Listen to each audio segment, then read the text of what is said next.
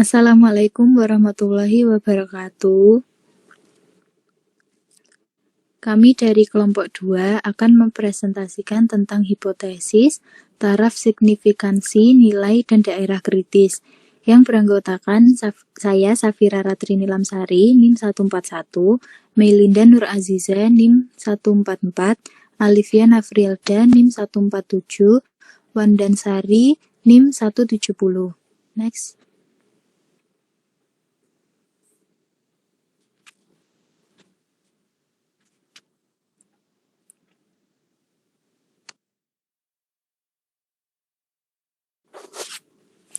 Hipotesis. Pengertian hipotesis. Hipotesis adalah asumsi atau dugaan mengenai sesuatu hal yang harus dibuktikan kebenarannya. Hipotesis statistik, yaitu anggapan dasar atau asumsi atau dugaan mengenai ukuran, misalnya rata atau variansi yang ada di satu atau lebih populasi. Contoh, dugaan mengenai warga desa A sebagian besar merupakan karyawan swasta. Contoh tersebut dapat dibuktikan dengan mengambil sampel dari keseluruhan populasi.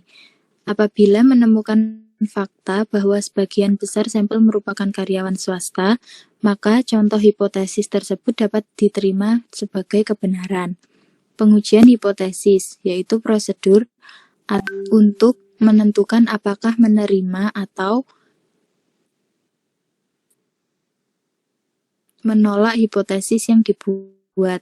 Next.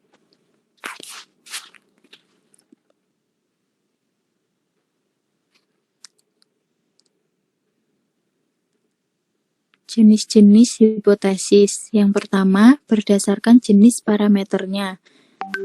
Pengujian hipotesis tentang rata-rata, pengujian hipotesis tentang proporsi, pengujian hipotesis tentang varians. Yang kedua, berdasarkan jenis distribusinya. Pengujian hipotesis dengan distribusi Z, pengujian hipotesis dengan distribusi T, yaitu independent sample test dan pair sample test. Pengujian hipotesis dengan distribusi chi-kuadrat. Yang ketiga, berdasarkan arah atau bentuk formulasi hipotesisnya. Uji satu arah. Arah kiri H0 ditulis dalam bentuk persamaan menggunakan tanda sama dengan. H1 ditulis dalam bentuk lebih kecil. Arah kanan H0 ditulis dalam bentuk persamaan menggunakan tanda sama dengan. H1 ditulis dalam bentuk lebih besar. Uji dua arah. H0 ditulis dalam bentuk persamaan menggunakan tanda sama dengan. H1 ditulis dengan menggunakan tidak sama dengan. Yang keempat, berdasarkan jumlah sampel. Sampel besar sama dengan pengujian yang menggunakan sampel lebih dari 30, N lebih dari 30. Sampel kecil, pengujian yang menggunakan sampel kurang dari atau sama dengan 30. Next.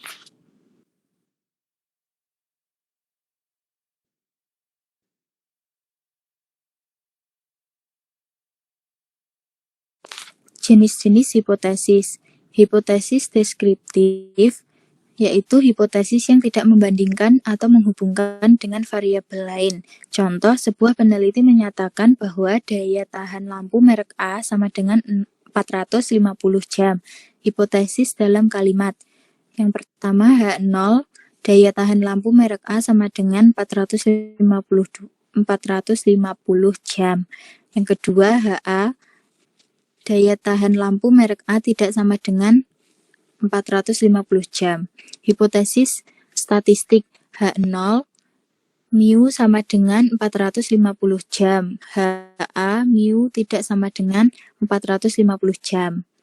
Yang kedua, hipotesis komparatif, yaitu untuk memberikan jawaban pada permasalahan yang bersifat membedakan.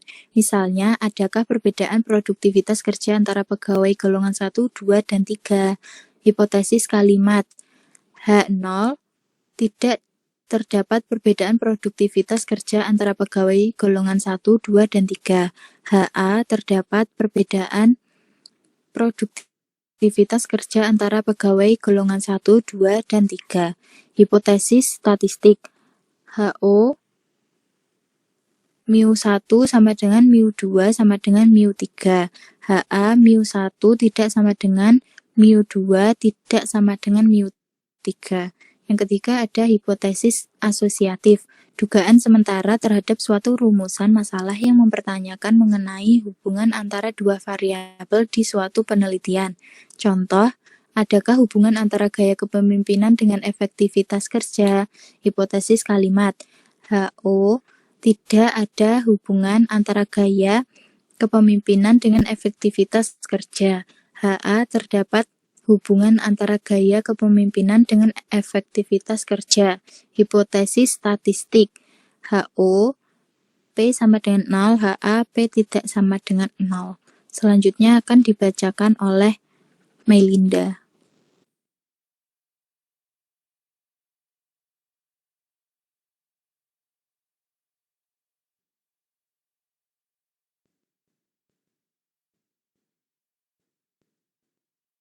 Hipotesis kausal, dengan sementara dari rumusan masalah penelitian yang menanyakan pengaruh faktor predikator dengan variabel respon. Contoh, dilakukan penelitian untuk mengetahui ada tidaknya pengaruh dari KB hormonal terhadap kejadian kanker rahim di kalangan wanita. Hipotesisnya yang pertama, tidak ada pengaruh dari KB hormonal terhadap kejadian kanker rahim di kalangan wanita. Yang kedua, ada pengaruh dari KB hormonal terhadap kejadian kanker rahim di kalangan wanita. Next.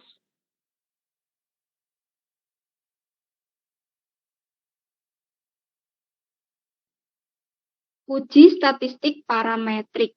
Pengertiannya yaitu secara umum, statistik parametrik adalah uji statistik yang mengkonsumsi data sampel memiliki parameter yang tetap. Data sampel ini berasal dari populasi yang dapat mewakili distribusi probabilitas. Jenis uji statistik parametrik. Yang pertama yaitu uji di dalam satu kelompok sampel atau dua kelompok sampel. Uji T pada satu kelompok memakai one sampel t-test, sedangkan uji T dua kelompok dibagi menjadi dua, yaitu independent sample t-test dan paired t-test. Independent sample t-test dipakai untuk menguji dua kelompok sampel yang tidak berhubungan dan paired sample t-test dipakai untuk menguji dua kelompok sampel yang memiliki korelasi. Jenis yang kedua yaitu uji ANOVA. Uji ANOVA adalah analisis yang dipakai untuk menguji relevansi antar dua rata atau lebih. Jenis uji ANOVA ada dua, yaitu ANOVA 1 jalan dan ANOVA 2 jalan. Regresi. Regresi dipakai untuk uji asosiatif atau memprediksi variabel bebas terhadap variabel terikat. Korelasi. Jenis uji korelasi dipakai untuk menguji hubungan antar variabel. Analisis jalur dipakai untuk menguji hubungan sebab akibat atau mencari tahu ketergantungan antar variabel. Next.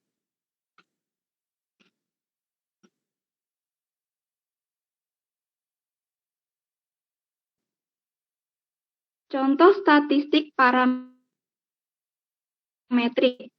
Statistik parametrik memiliki beberapa syarat, yaitu data memiliki skala interval dan rasio, dan yang kedua data terdistribusi normal. Contoh metode statistik parametrik dapat digunakan di dalam penelitian menggunakan uji set 1 atau 2 sampel, uji T1 atau 2 sampel, korelasi Pearson, dan perancangan percobaan atau ANOVA. Keunggulan statistik parametrik yaitu populasi yang menjadi sampel tidak diuji dan dianggap telah memenuhi syarat dan observasi bersifat bebas dan diambil dari populasi yang berdistribusi normal dan variannya hanya 1. Next.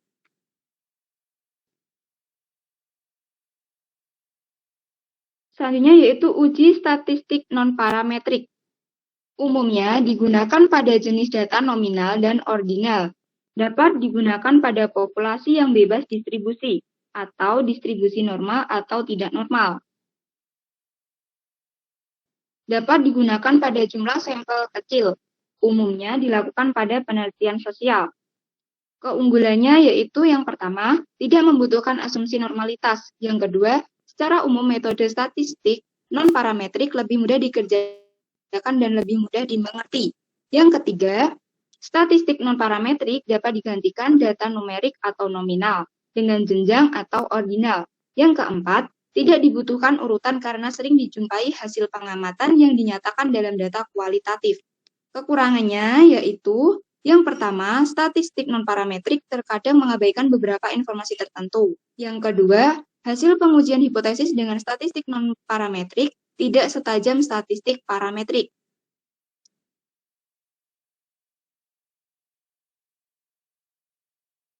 Yang ketiga, hasil statistik non-parametrik tidak dapat dieksplorasikan ke populasi studi seperti pada statistik parametrik.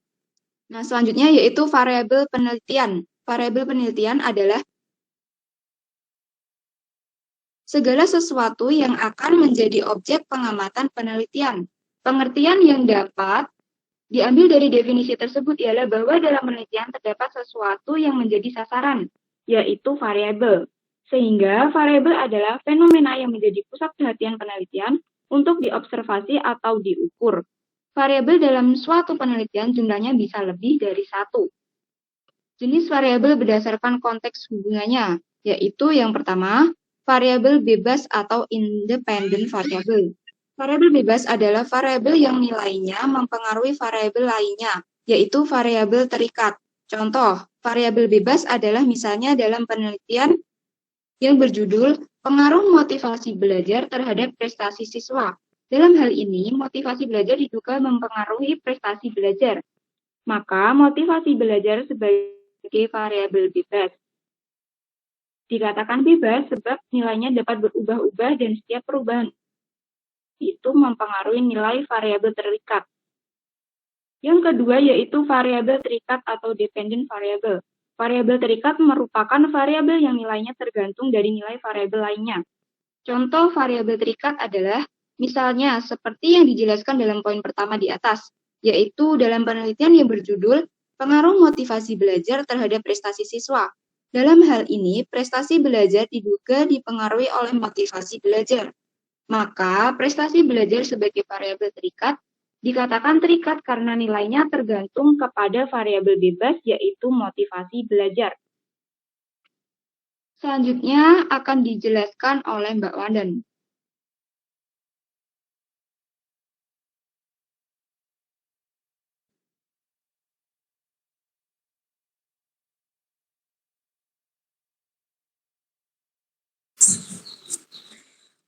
Tiga variabel moderator atau variabel intervening.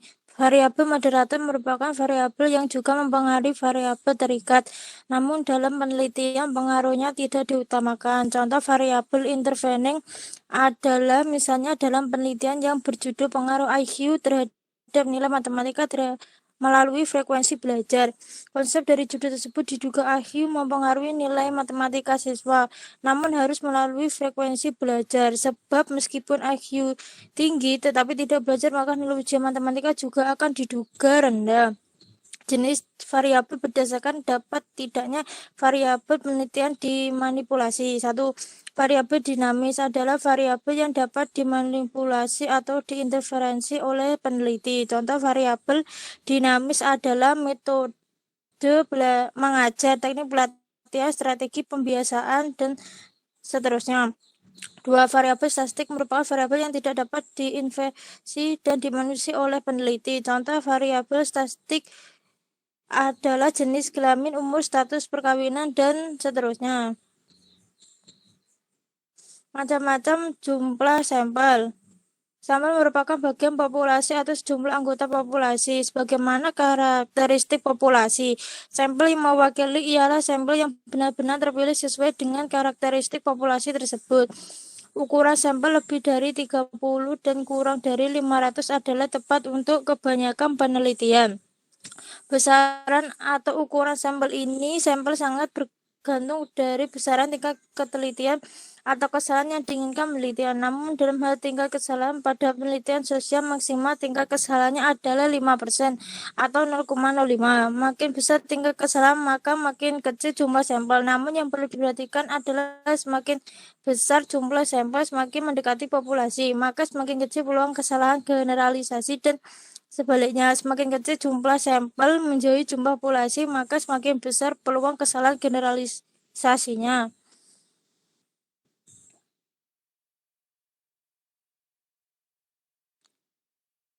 Cara menentukan jumlah sampel. 1. Rumus Slow-Win N. N per N D kuadrat plus 1. Keterangan N sampel. N populasi, D nilai presisi 95% atau signifikansi 0,05. Misal jumlah populasi adalah 125 dan tingkat kesalahannya dihendaki adalah 5%, maka jumlah sampel yang digunakan adalah N sama dengan 125 per 125 kali 0,05 kuadrat ditambah 1 sama dengan 95,23 dibulaikan 95.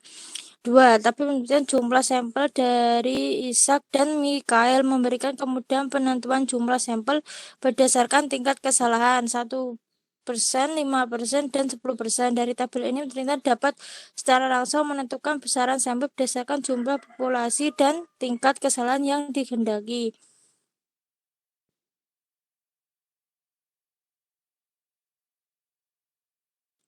Pemetaan uji hipotesis, jenis uji, parametrik, deskripsi 1 sampel, uji T, uji Z, komparatif 2 sampel, berpasangan, uji T, saling bebas, uji T, uji Z, lebih dari 2 sampel, berpasangan dan saling bebas, ANAVA 1 jalan atau 1 variabel bebas, ANAVA 2 jalan atau 2 variabel bebas, asosiatif korelasi produk momen, cut person, regresi sederhana, dan ganda.